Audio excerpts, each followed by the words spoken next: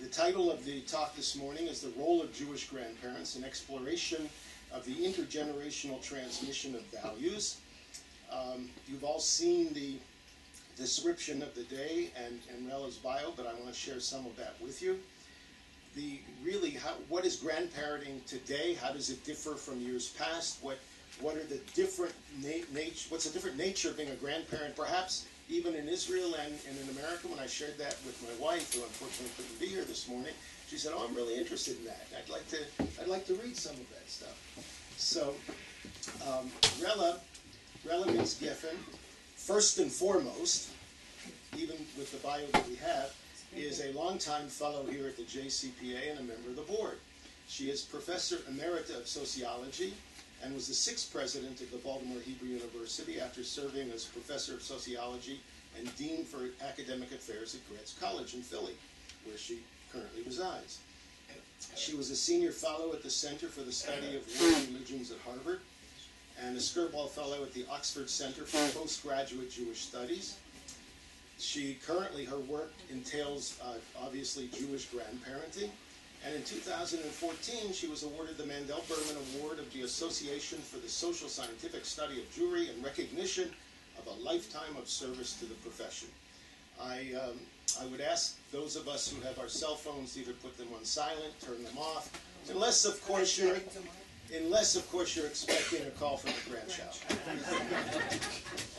So, Rela, the mic is yours. I just realized that my cell phone is on. Not that anybody calls me. Come on, Rela, that's not true. I have a lot of family here.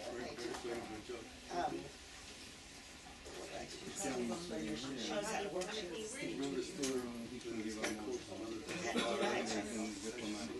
I'm very unmechanical. Boker Tov. It is still Boker, isn't it? I'm very happy to be here. I have not been so well the last 2 years, and I was determined to make this trip and to be back at the Jerusalem Center for Public Affairs, where I worked for so many years with the late Professor Dan Elazar.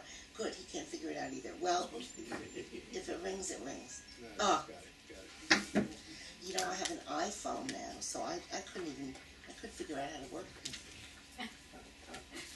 Anyway, so first I want to tell you, I'm a sociologist of religion. I study the American Jewish community, but sometimes Jews in other places in the world as well.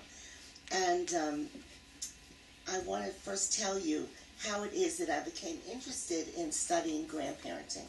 Incidentally, there is no Hebrew word for grandparenting.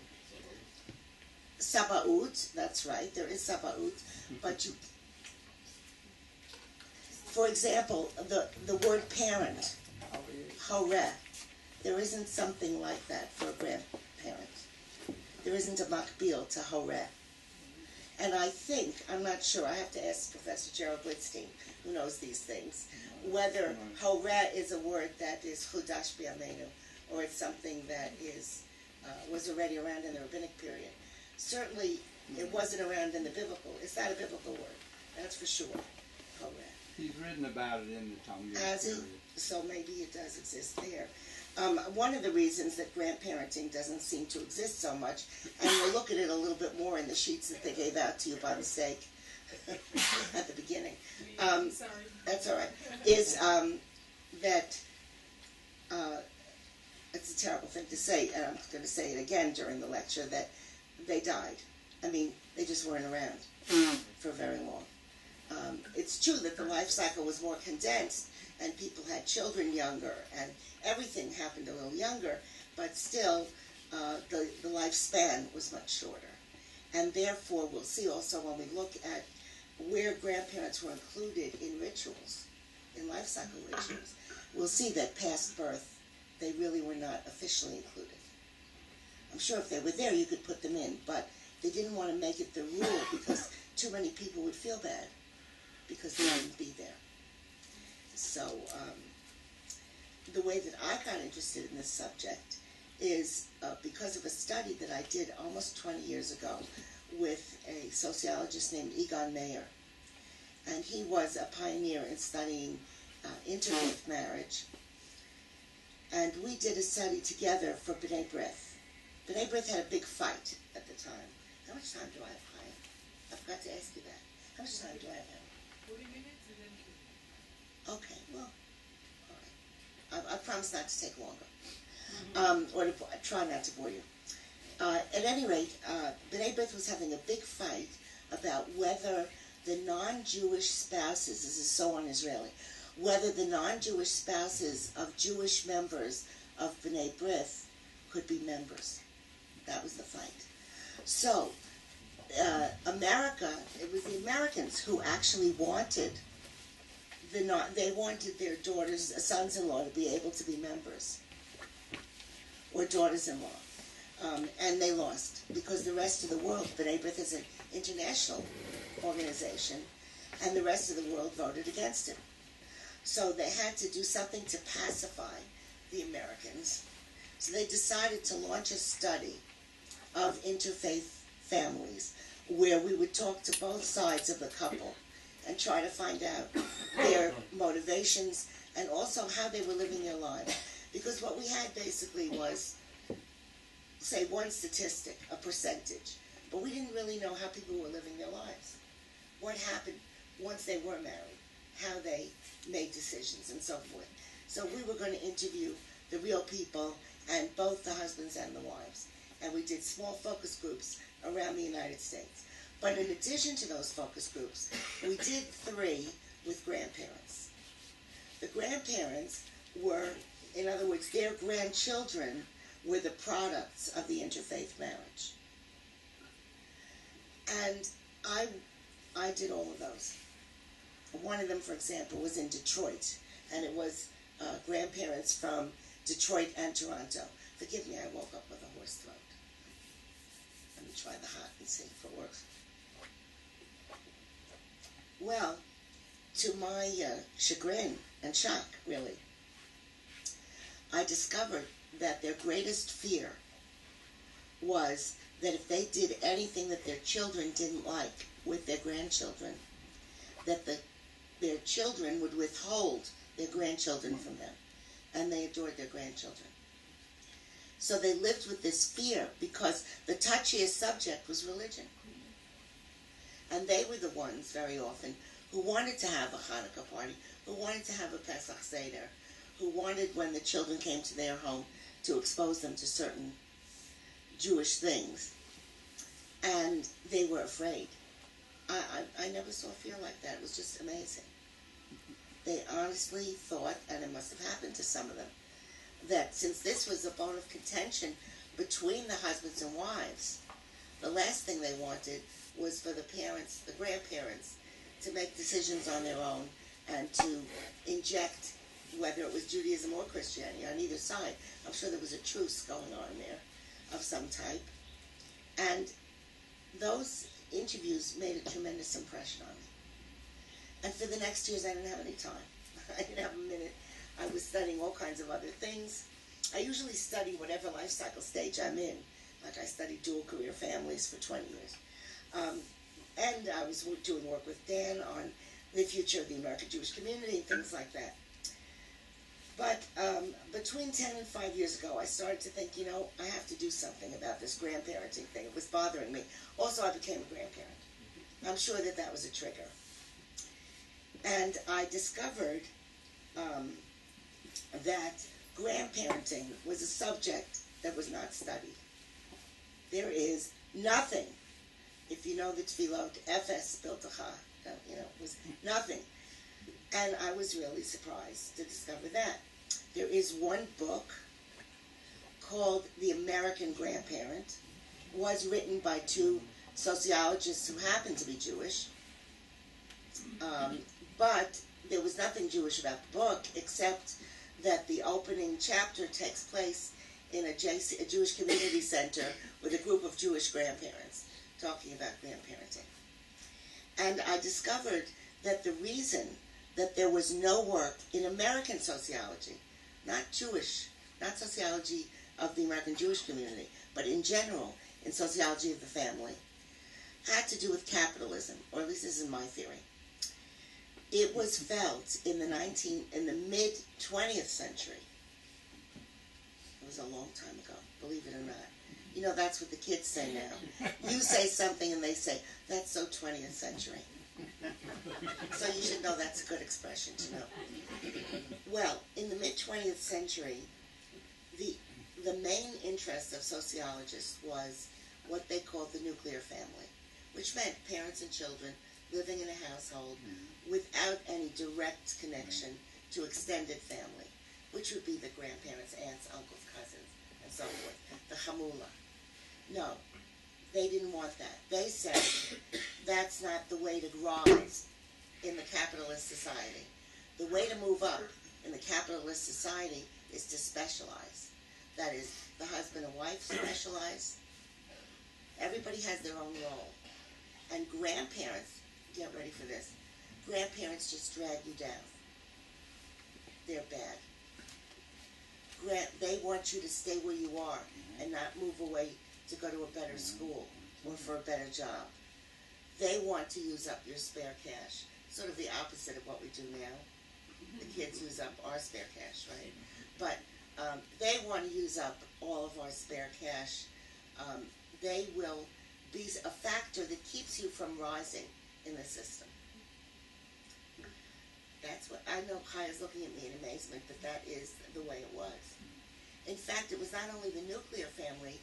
There was a famous sociologist named Talcott Parsons at Harvard who said it was an isolated nuclear family, which is even more off on its own.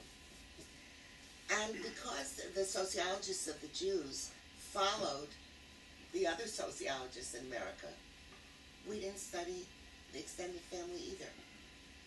Although at some point in the 1950s, there were two sociologists who came up with an idea called a modified, I hate jargon, forgive me for even saying this, but a modified extended family. And their idea was that there are still exchanges of goods and services between the grandparents and the parents and the grandchildren. It's not like an extended family was, like in the immigrant neighborhoods where they lived together. If you want to see this portrayed very well, there is an American film producer, director, Barry Levinson, who's done a series of films about Baltimore. One of them is called Diner, and the one that I usually use in my Jewish family class is called Avalon. Right. And you could probably all rent it now or just see it on, I don't know, do you have Netflix in Israel? Whatever you have, whatever it's called here. I don't know how to say Netflix in Hebrew. But if you could, you will love this film. But one of the things that it shows, actually two things. What? Rishatot Chevratiot. Okay, right, something to remember to write exactly. So the main points are that the family moves from the immigrant neighborhood, and as they move to the suburbs, they get separated. And the most famous scene in that movie is Thanksgiving, which is coming up in America. And at the Thanksgiving dinner, they always have to wait for the ones from the city to get out to the suburbs, and they're always late. And they cut the turkey before they get there. And there's an infuriated family that because they cut the turkey before they got there. Now, I saw an interview written up with Barry Levinson, and he said it was really a Pesach Seder. But he wanted all Americans to relate to it. And so he transposed it onto a Thanksgiving dinner. Never once in the movie they mentioned the family's Jewish. No, never. That is correct. They never mentioned. I mean, we know it. We know it, for sure. Code. But that's interesting. That is an interesting fact about the movie. I mean, I did know that. Thank you for reminding me. But all of his movies are very interesting that way. But as I say, Avalon is the one about the family. Also, the impact of technology and how they used to all eat dinner together, and now they each sit at a little table with a TV dinner, and they're each watching the same TV show, but they're not talking to each other. So these are the two major changes that we see in the family. Now, the family has always been viewed by... Now they eat dinner with the smartphones. Right. I understand even 1 and 2-year-olds like iPads. Yeah. I've never seen one personally, but I understand that they love them. You've seen it? Your grandson does it. How old? He started doing it at a year and a half. Our first motion with the finger was the dollar go like this. Yeah. But parents take their toddlers out for dinner and they plop the iPad on the high chair, and the toddler plays with the high chair with the iPad the whole I time. love it. I love it. Well, I remember, see, I'm old, so I remember when none of us knew how to work the VCR, and you'd ask the 4-year-old to fix it for you. They knew right away what to do. So everybody thinks of the family as the bedrock of society, the family as the transmitter of values to the next generation, the family that creates the citizens for the society. But who are the influential members of the family, and what are their roles vis-a-vis future generations? Well, as I said, for American sociologists in the mid-20th century, the ideal family was nuclear. I could not find a single article. Well, that's not true. About 10% of the articles, I've checked journal articles from the 1970s till now, and books.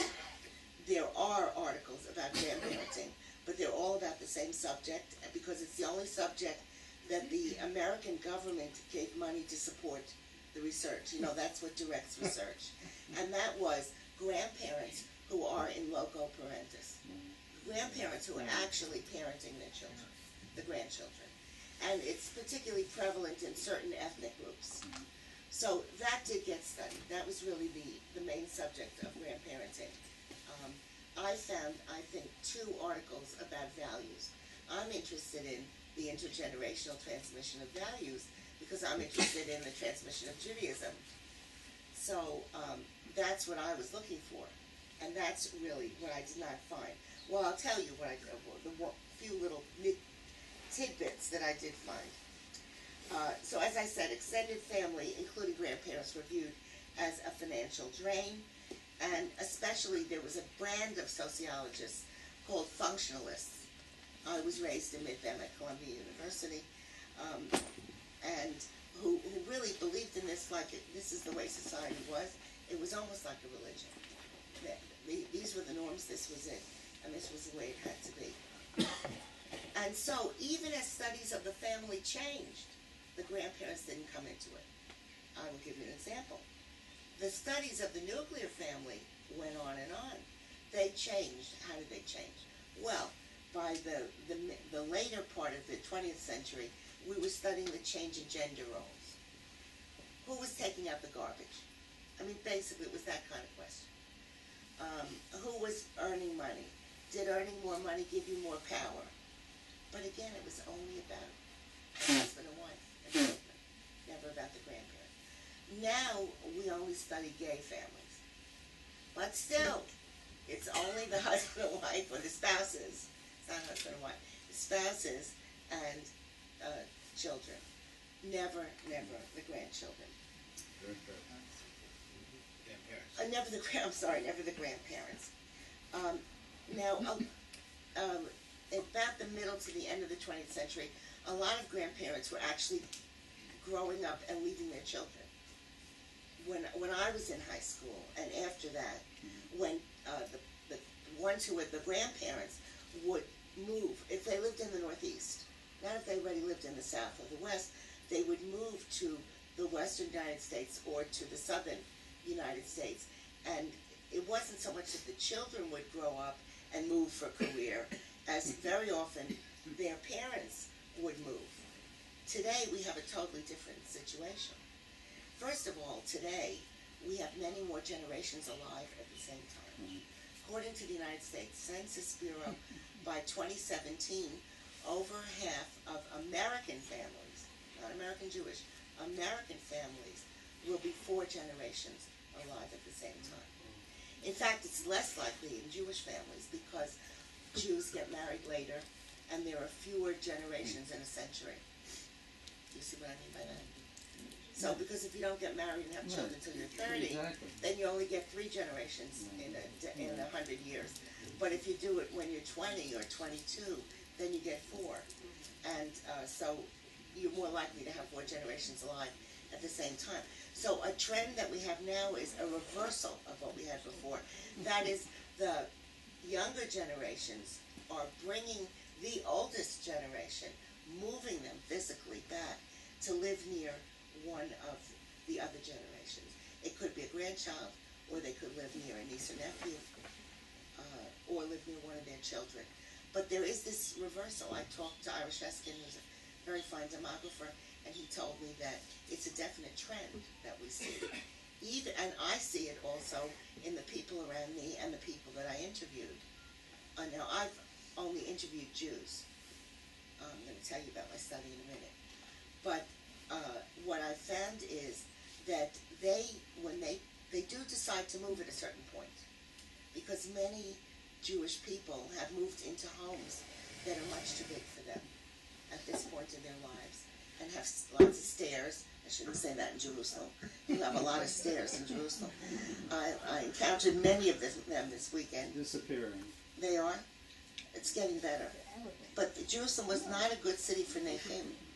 And it always surprised me because there were so many people, first from the Shoah and then from the wars here, who really needed help. And you really, well, I know even, it's not only here in Philadelphia. For those of you who knew Dan Elazar, he was in a wheelchair the last 10 years. We knew every movie theater he could get into, every restaurant he could get into, every building he could get into. You had to always do research in advance to make sure that somebody could get into it. Rela, what's interesting here, and I know it because I experienced it quite dramatically recently, what Israel did, and they're way ahead of everybody else in the world, is 40 years ago, Bituach Leumi took some very dramatic steps to deal with seniors. But the architects didn't deal with their buildings. I see. They weren't just caught up. Well, these beautiful old stone buildings, it's pretty hard to change them. They're not flimsy. I guess they would be easier to change if they were. So, as I said, we now have a situation where people are being moved back. So I decided that, again, we have a situation where, well, actually, we don't even know how many grandparents there are. Not one of those famous demographic surveys, the National Jewish Population Surveys, 1990, 2000, Pew, the most recent study of American Jewry, which you can certainly also ask me about during the questions. Nobody even asks if people are grandparents, much less if they have, how many grandchildren, or anything like that. So we don't even have a percentage like that. Did you ever notice that? No, I hadn't, but it's fascinating. It's true. I had never even noticed it until I started studying it, that we don't even ask the question. I think it's because there's a general amnesia about extended family in American sociology and demography, and because it's prevalent in the whole piece of social science, it carries over to when we study the Jews. I bet that the Pew study on, I don't know, give me a brand of Protestant, whatever, of any group, probably doesn't ask if they're grandparents. It just is not seen as an important variable. And I think that's crazy because I see all around me, and I am allowed to see all around me, even if it's not solely scientific, that this is a very important category for people, for making the society work. And also, it's important for the future of the society. And yet, it's as though it does not exist. Now, there are two groups that study grandparents. There's something called the AARP, the American Association for Retired Persons, which you can join from age 50 or 55. I think that President Obama held up his card, but I think he only turned 50. Did he turn 55? He's very young. 50. But they send you that. They send you your membership card at a very young age. You cannot avoid it. It's now the biggest pressure group in America. So I think we're going to see more about grandparenting. Also, the baby boomers are now becoming grandparents.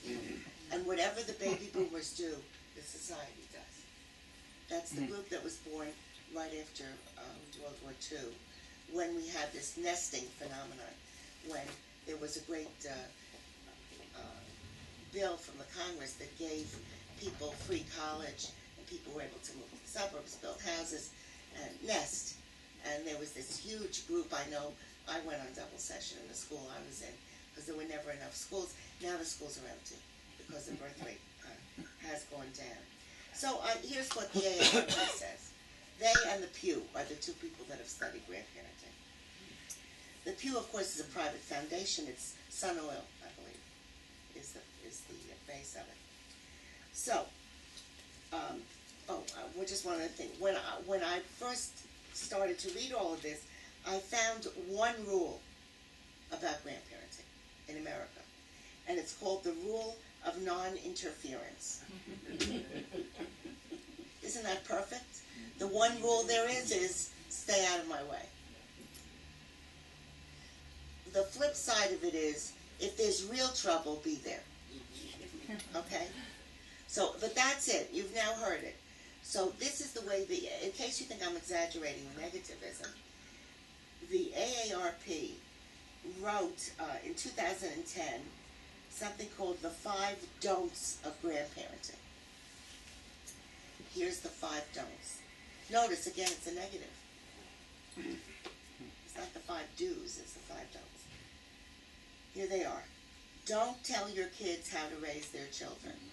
By the way, it's not bad advice. It's just that there's only this negative advice. Okay. Don't tell your kids how to raise their children. Number 2. Don't forget how to say no. Number 3. Don't compete. Number 4. Don't disregard parental rules. Actually, I think my kids believe in that one. They're always worried that I'm going to say the opposite of what they say. But I thought that's what grandparents were supposed to do anyway. And finally, don't be too pushy. That's the AARP. That's the only people who are talking about it. And it's that negative. One of the big differences I see between Israel and the United States with regard to grandparenting, well, it's a much more amorphous role in America. And it's affected much more by distances and things like that. But it's much more positive here. In other words, there's something to this lack of study. The people who are grandparents who I know all love it. But the overall aura, if you just judging by the 5 no's, is to sort of take a negative stance toward it and worry. Again, it's that fear factor. They're going to keep you away from the grandchildren if you don't follow their rules. Isn't that what it sounds like? Yeah. I wonder if you found any differences between religious and non-religious, and between Sephardim and Ashkenazim. Okay, well, the Sephardim and Ashkenazim is a very Israeli question, because you have to hunt for Sephardim in America. I'm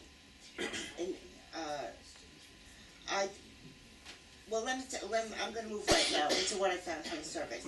So far I've done 60 in-depth interviews. This is what's called qualitative research.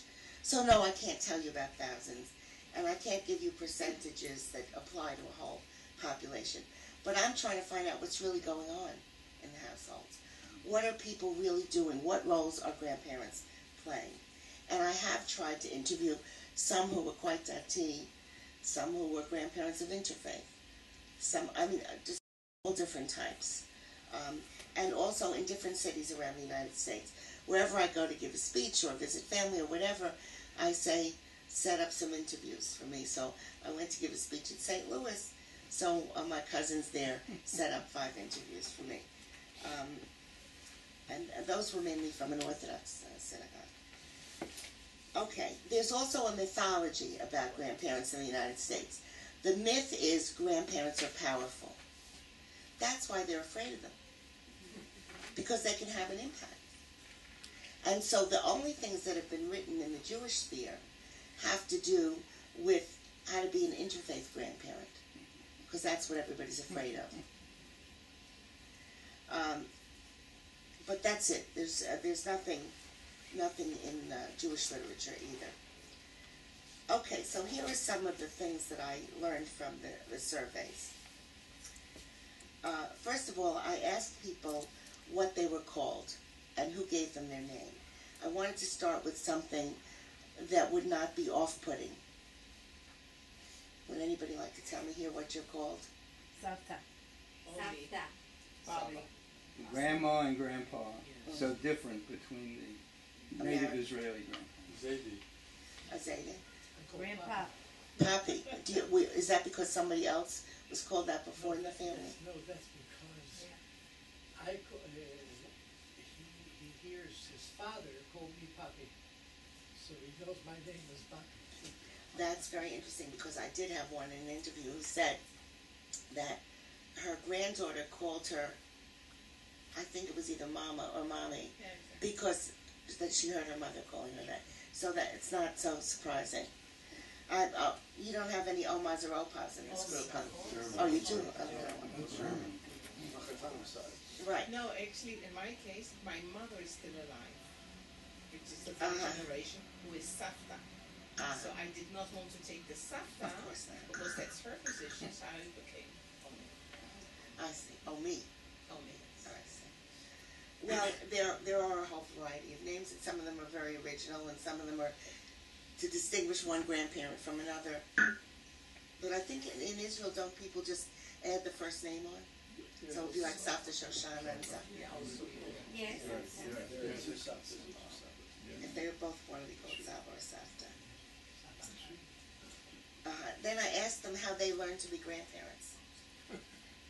Did they learn from being with their own grandparents? Or did they, how did they learn this role? You don't automatically, it's just like we don't teach people how to be parents. We throw them into it. Everybody knows the first year with the first child. It's very difficult. There's a lot to learn. Well, we throw people into being grandparents, but they have seen their own grandparents. But it turns out they didn't always like their own grandparents. First of all, they didn't always know their own grandparents. They may have lived far away. They may have been immigrants. They may have died when they were young or not been well. They may not have gotten along well with their children. There are all kinds of reasons why they may not have. They did report things like learning to cook, especially with grandmothers, being taken to the theater, spending Pesach together was a very big one, visiting them regularly. But others said that they learned what not to do from cold or intrusive grandparents. But even more influential were their own parents. They watched their own parents being the grandparents to their children. That was the next step that they watched. And they used that knowledge. Now, I think in Israel, people become grandparents younger because people still have children younger. I don't know the exact data on age of first marriage here. And of course the difference. I'm sure it's going up now, but I think it's still lower than American Jews. Depends on what group. Yes, Religious yes. and non-religious. It depends on dot, Yeah, absolutely. and I'm sure it may That's, depend on and that's, but ethnicity, that's changing. That's but it may changing. also depend on ethnicity. That- And there's also a difference even within dot between Haredi But the Haredi, and modern but the Orthodox. Haredi are I'm much not talking earlier. about Haredi. They're not So all the next thing I asked them was, by the way, it's interesting, most American Jewish women become grandmothers in their 50s, mid-50s. Most American women, the average age of becoming a grandmother is 45. So you can see there reflected that later age of first marriage, and what I said about fewer generations per century. You see that, it's a real difference. 10 years is a big difference. So a few of them became grandparents in their 40s, but almost all of them in their 50s and 60s, which means they were older and maybe less physically able to do certain things, although that's, to me now, that's still pretty young. That feels pretty young to me. Can I ask you, just raise your hand, how many of you became grandparents in your 40s? In 50s? Yeah. 60s? Oh, that's interesting. All right. Well, it also depends on when you had children, when your children got married, so forth. The spacing and so forth and so on. Next question is, what's the best part of being a grandparent? I made up a series of sentences without ends. The best part of being a grandparent is. The hardest part about being a grandparent is. So what do you think the most common answers were to the best part about being a grandparent? I ask you to guess. Unconditional love. That they give you unconditional love. Yeah, that is nice. You're happy when they come, and you're happy when You When think you they're get happy when they come tired, and they're happy they- when they leave? I Yeah. don't think they're always happy when they leave. Oh, yes. It depends. It depends. Yes. Well, I'm going to read you some quotes from what some of them said. One wrote, "Seeing in your grandchildren the wonderful children that you've raised." Right. I always start crying when I read these. They're really good. Another one said, "Not having to discipline." Right. Right. Another one said, "The joy for my children, watching them grow. There's a special kick in my interaction with them." A grandfather from New Jersey, oh, and from now on I use whatever name they called themselves. A grandfather from New Jersey wrote, "Seeing the kids grow, mature, and become positive family members." And one Savta, she called herself Savta, summed it up as unconditional love. But it's not all idyllic. I asked them to tell me the hardest thing about being a grandparent. Any suggestions? Keeping your mouth shut. That's it. You got it in That's one. it. That's the number one. I'm going to read it That's to you. number one. Keeping your mouth shut is number one. That was a grandma from Florida. I mean, I quoted her, but other people said a version of it. The most common difficulty was watching your children discipline your grandchildren. Do you recognize that? That you want? I think my children are much stricter than I was. I mean, I was the permissive parent, but when I watched them, I said, "Oh, you're being too harsh with them. Why are you yelling at her? She's such a good kid. Why are you yelling at her?" You know, I see it, and they're seeing it from the inside in a different way, as part of a whole system they're teaching. And I just see this one interaction, and I say, "Oh, why are you yelling at that beautiful child? Why are you nodding, Grace? Because you've seen it, okay?" And I'm afraid that they learned how to parent from me, and how did I go Oh, wrong? so you're responsible. I see. Here's the next one. Not interfering when I think the parents are wrong. Not having the ability to have ongoing impact, especially because all three sets are far away. That was a Saba from Utah. Feeling taken advantage of. A grandmother from Massachusetts. Well, I happen to know who this is. I'm not supposed to, but I know who it is. And it's somebody who has, let's see, I think there are two sets of twins. The children are all doing graduate degrees or starting careers. And they really rely on the grandparents to parent the children to a large extent. And it's hard.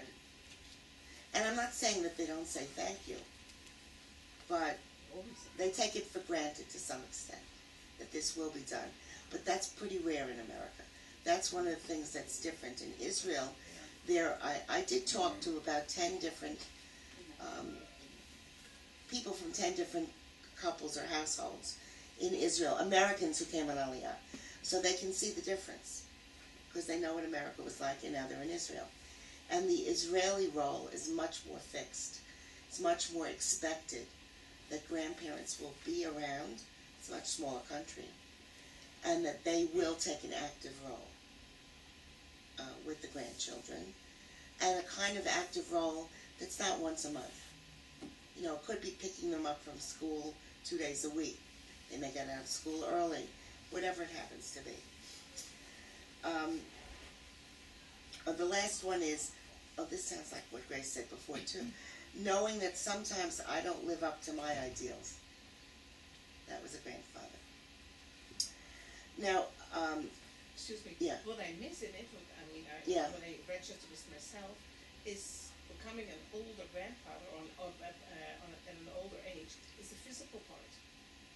Well, I think that's true too. It's probably more Nobody common in mentioned that. No, I didn't pick it up as one that came up. Maybe one person mentioned it, but I didn't pick it up that often. Okay, we already talked about the names. Now, another aspect of Jewish identity, remember I was looking for that, and the transmission of Jewish values, emerged in response to this sentence completion. As a Jewish grandparent, I feel that my role is to fill in the blank. So a traditional conservative grandfather said, that's conservative as in Masorti. Quote, inspire my grandchildren to love being Jewish and be Shomrei Mitzvot. A granny, that was her name, of 3 wrote, inculcate a sense of Judaism and Jewish identity and how important it is. A grandma of 7 wrote, let them know that I continue with Judaism and hope they do too. A grandfather from New York wrote, to make Judaism timeless. That's nice. Now, I also asked them what specific values they wanted to transmit and how they do it. By the way, I also asked some very tough questions, and a few people filled them out themselves, but I did them personally as interviews, and they were very touching, really, a lot of the time.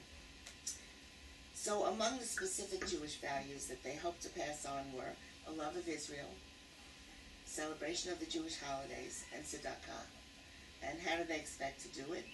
Most said they wanted themselves to be role models of these Jewish behaviors, and they thought that grandchildren would learn from watching them. I think many of them also did actual pu'ulot with them, took them on trips, or if they did something related to tzedakah, they take them along to be part of it with them. Or if they were going to the synagogue, they would take them with them. And they would try to inculcate, not only by the children accidentally seeing them, but they set it up so that they would be role models.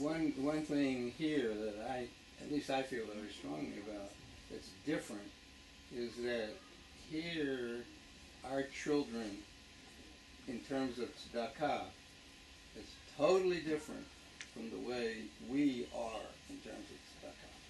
Totally different. Okay, well, let's discuss it afterwards. Let me just finish up, and then I'll start to take questions.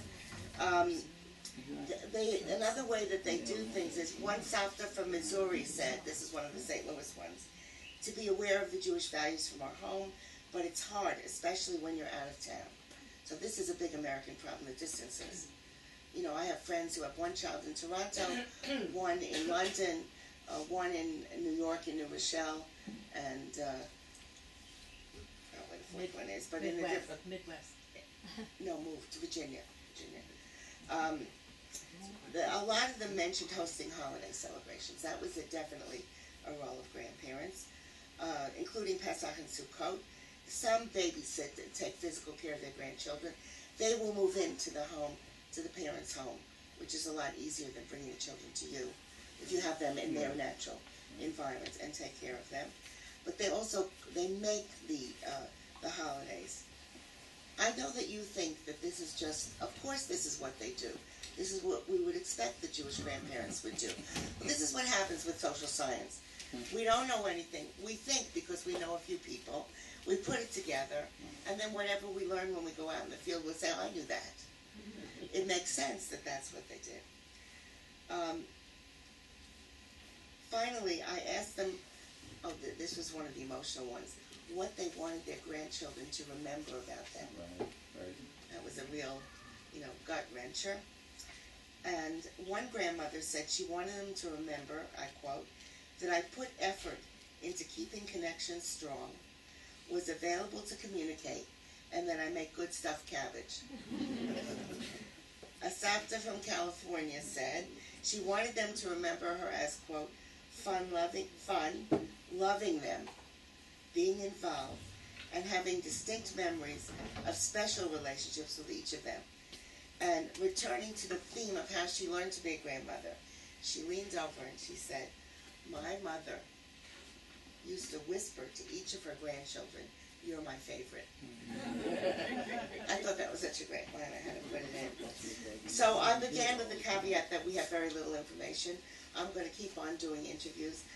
The first article from the study is going to appear in the Journal of Jewish Communal Service next month.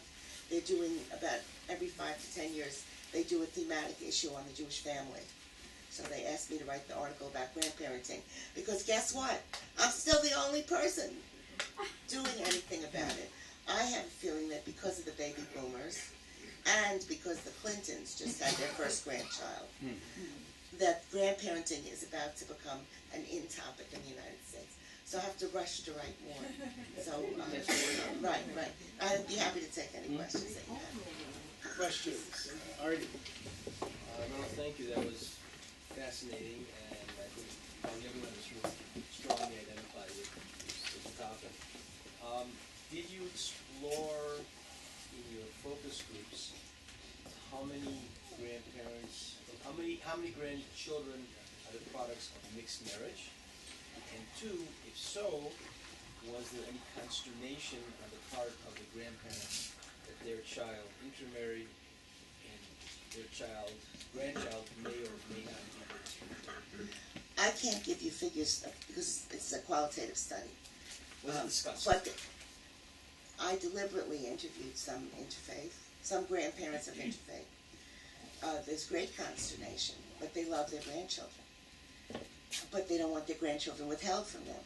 So they live, not co-social youth, that's something else. Like, they're in this tension of how much can they do? So there are some that are allowed to do things like take their kids on a trip to Israel or make Pesach Seder for the family. But there's nobody happy about having an interfaith grandchild. Believe me. No. They learn to live with it. They don't want to lose their grandchildren. They want to have an impact on their grandchildren. And they want their grandchildren to choose to be Jewish.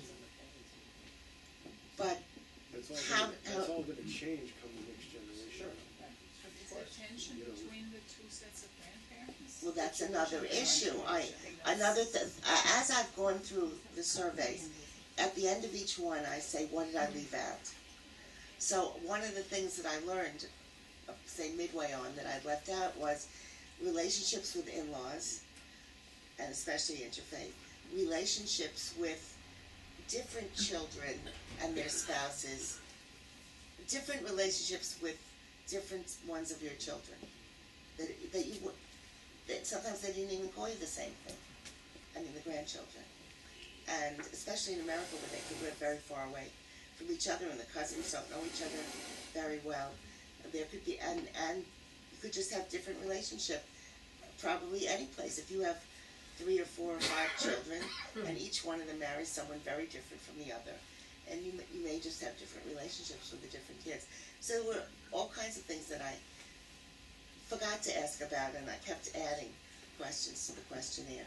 But believe me, I have never met, maybe I'm meeting the wrong people, I've never met anybody who was happy about an interfaith marriage, who lived with it, who settled, who figured that they'd do the best they could with their grandchildren. They already had, in their minds, failed with their children to some extent because their children rejected their values. None of them had as a value to assimilate to that extent into American society. It wasn't something they were trying. Well, I would say that maybe in the early to middle of the last century, there were people for whom assimilation was the most important thing. But it isn't anymore. That's for sure. Probably didn't include any of the non-Jewish grandparents. Not yet. I'm doing this on my own money. So I have to do it very gradually. But I'm interested in what you said, that the next generation would be different. Would you care to explain that? Well, sure. As Admir Yasmin, but as the grandparents would no longer be with us. As the grandparents would no longer be with us, and the children who will become grandparents are in fact intermarried. That's going to change. Don't take this personally, but your research is going to be outdated at that point. It's outdated daily. Yes, in fact. All right, Michael, and then I don't know your name. Bonsoir. I don't know if you've seen the phenomena in America, but here, one of the things that we've seen from friends who are very strongly dati lumi, and their children tend to be, how you say, Haredi.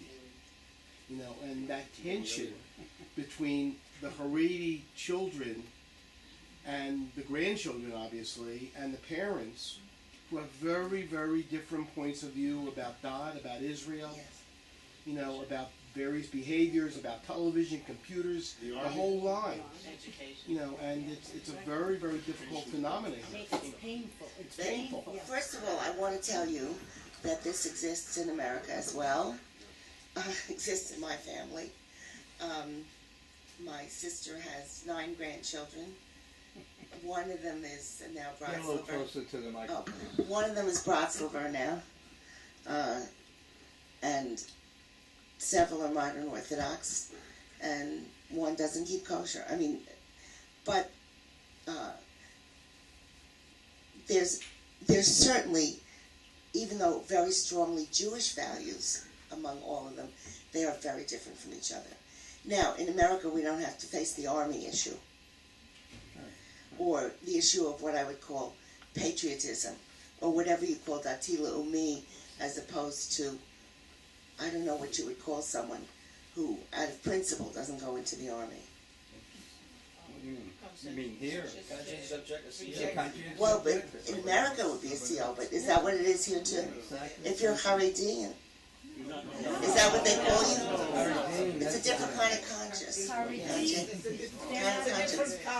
Yeah.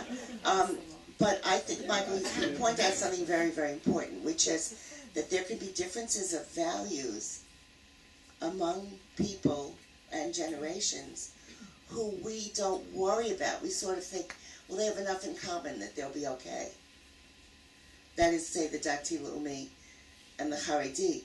But when you get up close to them, they are very different in their values. They also have many values in common. The children who keep their parents away from the grandchildren. This I have not seen. I've seen that they won't eat in their houses. He's right. He's right. And you ask them, the children, why are you doing it? Shidduchim. If our children, because their yichus won't be right. If our children from Ramat Shlomo are seen in Katamon, Chas v'Shalom, they could jeopardize a shidduch. Well, I think people feel that about mental illness and all kinds of other things. There was a question in the back. Yes, the lady in the rose-colored. Thank you. My name is Dr. Wizan, François Wizan. I wonder if you have ever focused on Holocaust survivors, and if you have seen any differences, and also if you have compared, let's say, there being grandparents both, as you mentioned before, in America and in Israel, and if all the elements you put forward so far are applicable, that is to say, more perhaps transmission of Jewish identity through various circuits. Thank you. I have not done that yet. It's a very good idea. It's actually a very small category in America by now.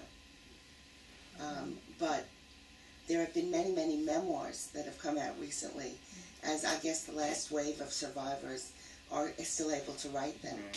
And besides everything else, I think I should look at the books they've written, because they probably talk about grandparenting. And I've certainly met individual survivors and seen, how precious grandchildren are and how important continuity is to them. And there's no question, but we know from other studies that have been done that the children of survivors, that it affects their personality, affects everything about their lives. It has a very strong impact. And I wouldn't be surprised if there aren't now, there are survivor groups. They're not exactly clubs, but something like that, associations. And the children are now running them rather than the survivors themselves. But I think the grandchildren are now part of them as well. That it has not, that's one of those things that has continued through a couple of generations. In Israel, I work in the field. So you would agree with that? I'm the second generation. Okay? The third generation is completely Israeli.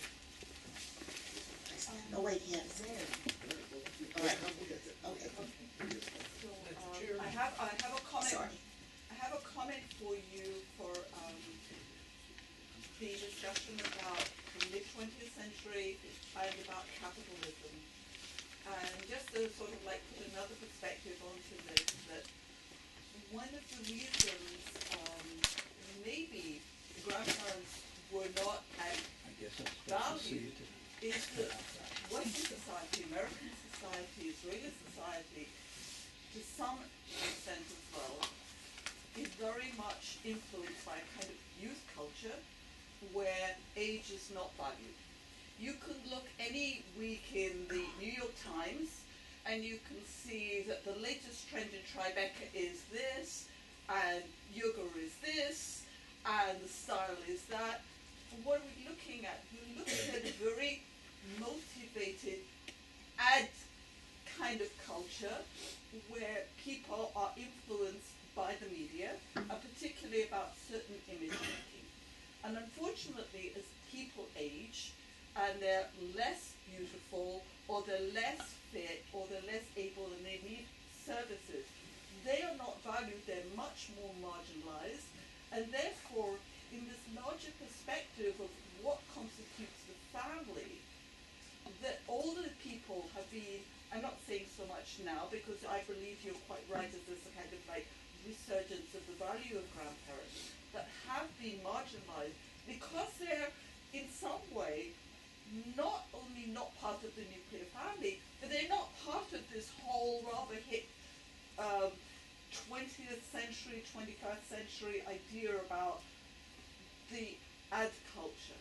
And so I wanted to just sort of like put that perspective to you, that this is like one of the reasons that older people tend in the West not to be valued, and people who are in old age homes are not visited. They're kind of an embarrassment to their children, or just an inconvenience. I'm just sort of putting this. Whereas in Eastern societies and certain kind of maybe more observant communities, that the idea of the extended family and age and experience is something to be valued. And I just wanted to ask your ideas about. I think that's a very good point. And that the idea that age brings wisdom, and that the wise people have something, the elders have something to contribute, that being called as a Kenim could be a good thing. I remember when I was trying to find out the words in all different Jewish languages for parents and grandparents. When I had to translate the title of a paper I was giving into Hebrew, and I was looking for grandparents and looking at the Academia Lashon Ivrit to see if they had made up a word like horeh for grandparent, which they hadn't. I asked somebody about the Yiddish. So first of all, there is no word for parent in Yiddish. We'll start with that one. And somebody told me they're called the Elterin.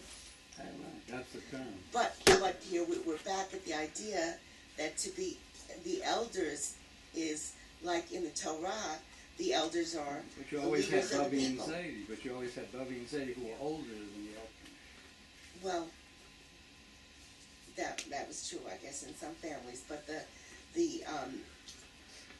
I didn't know that because my parents only spoke Yiddish and they didn't want me to understand, and it worked.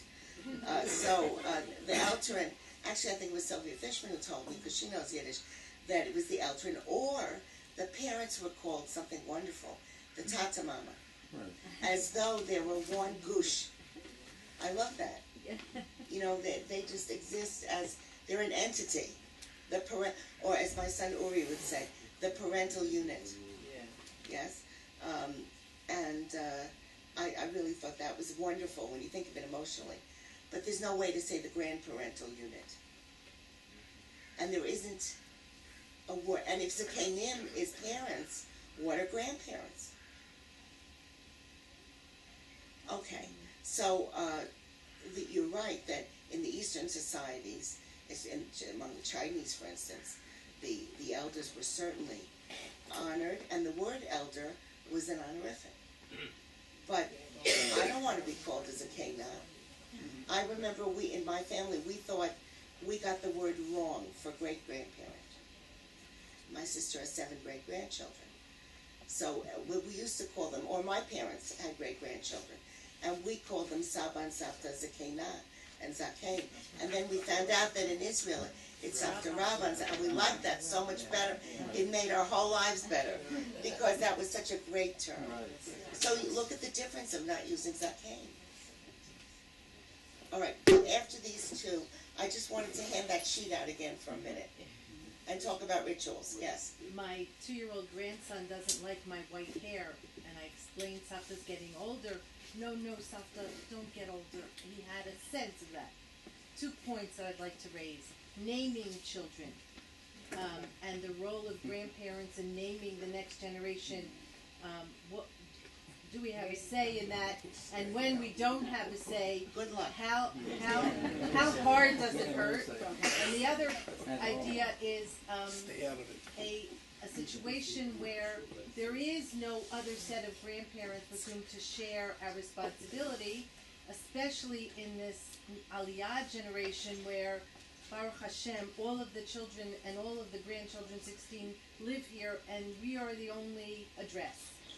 Yeah, well, I can't solve your problem, Grace, but I think it's a good problem It's to a have, wonderful, in a way. it's a bracha. It's about the naming, good luck. I mean, you really, that's one of those cases where you generally, at some point 10 years in advance, right, 10 years in advance, you say something. And if anybody has the sheets, Ahuva, you can give out the sheets. No, you have them. No, who has it? Oh, I have them. You're right. Thank you, Grace. Here they are. No, I have them. I just said, yes, but we took them back. Because I knew they would read them and not listen to me. You always have to give them. You had a question? Here, we have an extra sheet. Actually, it's not a question. It's neither is an answer. It's just a point of code. First of all, I would like to second the motion of the gentleman who thank you very much for very instructive. Thank you.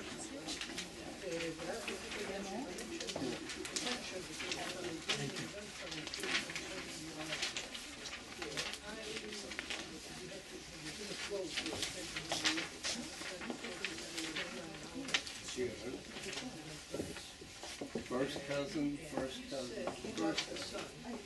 Geffen had 18. I knew this would happen since we gave out sheets. We're just finishing this comment, and then I just want to look at the sheets. He lost his son in the first Lebanese war, and that's actually why he grows this beard. People think that it's because he's religious, but he is religious. But he wouldn't wear a beard if it wasn't for his son. And he has an idea, which is very interesting, that to send a son to the army is like doing a Kedat Yitzchak. So that shows you the perspective on the difference between Chavetim and non-Chavetim. Did he have that perspective before he tragically lost his son? That we don't know. Did he have that perspective tragically before he lost his son? All right. Let's just take a moment. I wanted. These are just some other aspects that I'm looking into. Each of would be a chapter in a book. I tried to find where grandchildren and grandparents appeared in traditional sources, and I did ask Jared Glidstein about this. There are very few. First of all, I asked him about the obligations that grandchildren have to grandparents, or that grandparents have to grandchildren, and basically, what it says. He sent me the classical text, and they say that whatever a father owes to a son, and a son owes to a father, you owe the same thing to a grandparent, but it's not as harsh, or it's not as I don't know what the word is in English. It's not as commanding, I guess. It's not quite as strong a commandment, and it's only deduced from what you owe a parent. Right. There isn't anything specific that you owe a grandparent, and nothing that a grandparent owes you. And again, I think it's partly because they weren't there. So then I tried to look for places in classical texts, and if you look at the very bottom, the bottom one, I'm sorry, I originally did this sheet for an American group, so it's all in English. But the Urei Vanim Levanecha Shalom Al Yisrael is one of the few where you have 3 generations, right? Urevanim levanecha. You know, that's stretching a whole lot, if that's all we have. That mentions 3 generations. Then it struck me that when we bless the boys on Friday night, we do it using Ephraim and Manasseh. And that's unexpected, that we use grandchildren. There are children that get blessed in the Torah. But Davka, it's the Ephraim and Manasseh that are picked to be the models to say to the boys on Friday night. So that one struck me as much more specific. And now, I haven't found any big reasons for choosing them. And after all, there were some irregular things with switching hands and stuff with Ephraim and Manasseh. But they are definitely role models. And they're in there every week. So I thought that was a good one. And the third text, the top one, is a wonderful, wonderful midrashic source from the Yerushalmi. You can also find it in the back of Sefer HaAgadah in the section of Sikurei Chachamim. It's stories about Chia bar Abba. Yoshua ben Levi. Yoshua ben Levi used to learn Parshat HaShavua from his grandson every Erev Shabbat. Now, the Hebrew is very odd. It says, Haya lamed lishmoa. It's very odd Hebrew. And I checked it with Abe Gaffney's brother. He teaches at the university. Yeshaya Gaffney. I checked it with him and with Judy Hammond, and it means he used to study Parshat HaShavua from his grandson. That's what it means. Every Shabbat. Now, he was the Rosh Hashiva in Tiberia. And one Friday, he went to the bathhouse. I say, to Elizabeth Arden or Canyon Ranch. He went to Canyon Ranch, Erev Shabbat, to get ready for Shabbat, leaning on Chia bar Abba. And Judy Hauptman told me that throughout the Gemara, some of you probably know this better than me, there are older rabbis leaning on younger rabbis. It's sort of helping them with their walker. It's kind of a nice thing to do. So he was leaning on Chia bar Abba, and he suddenly remembered that he had a senior moment. And he went to the bathhouse, the Chamim. He was supposed to be with his grandson, learning Parshat HaShavua. So he quickly got dressed, and he left the bathhouse, and he ran to study with his grandson. This all seems very nice, except it caused a fight among the rabbis. What happened? This is what happened, said Rabbi Drosai. Rabbi Eliezer, the son of Rabbi Yossi, said he was getting undressed. But what do you mean he was getting undressed and he got dressed again? This is one of those really strange rabbinic passages. Apparently, Yoshua ben Levi is the one who made a rule that once you start getting ready to go through the whole bath process, which in a Roman bath was a big process with the steam room and hot room, the cold room. Once you started getting undressed, you went through the whole thing. It was just a rule he had. Why he had a rule about this, I don't know, but he did. So they said, you must be telling us a fake story. Yoshua ben Levi did not stop in the middle of getting undressed and get dressed again.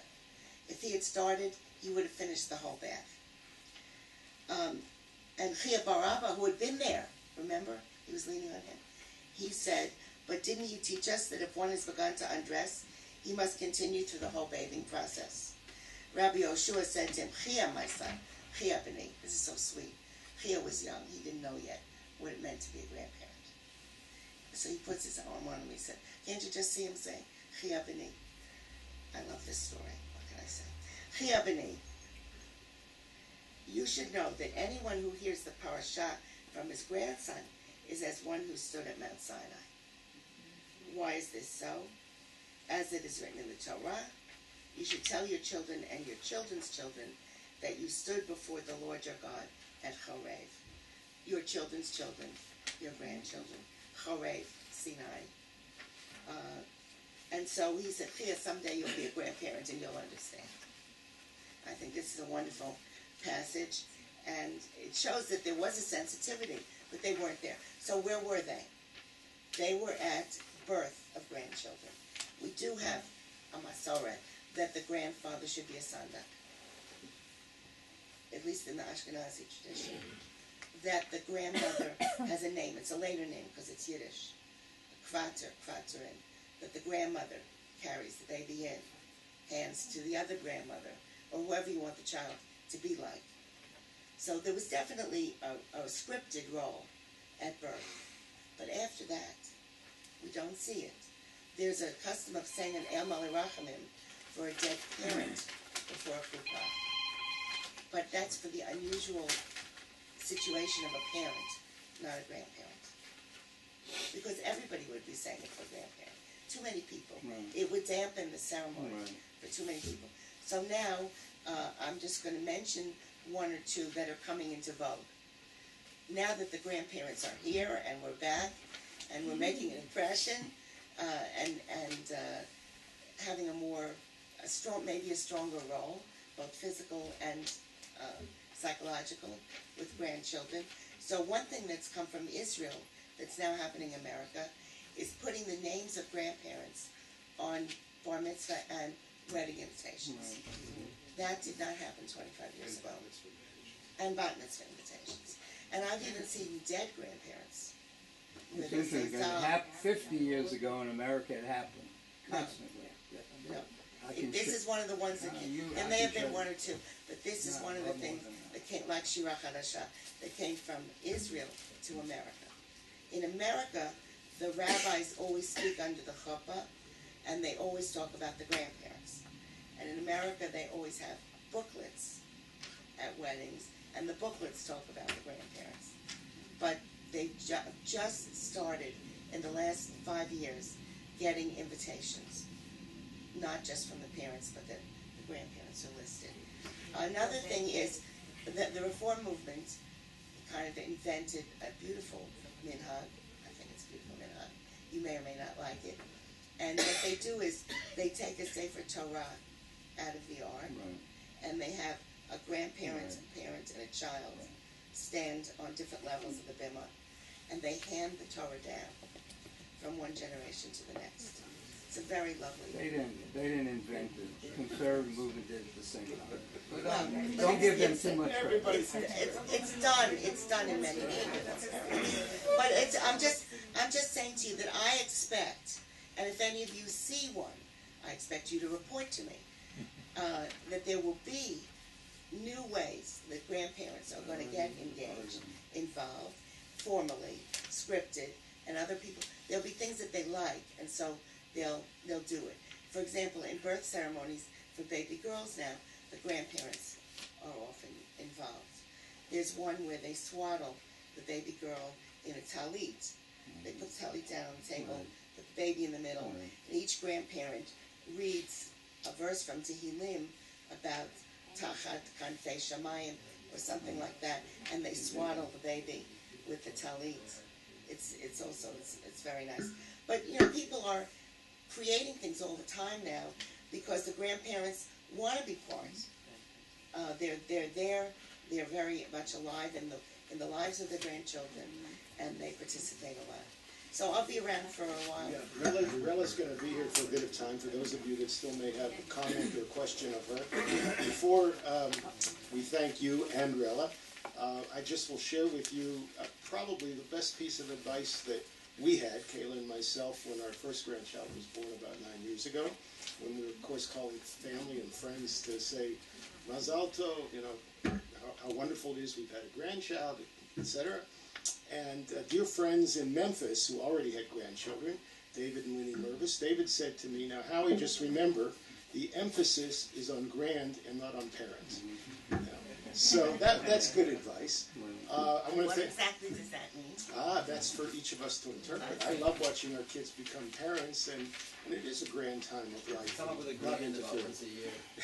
Come up with a grand. But shekels or dollars. In any case, I want to thank all of you on behalf of the JCPA for attending the lecture.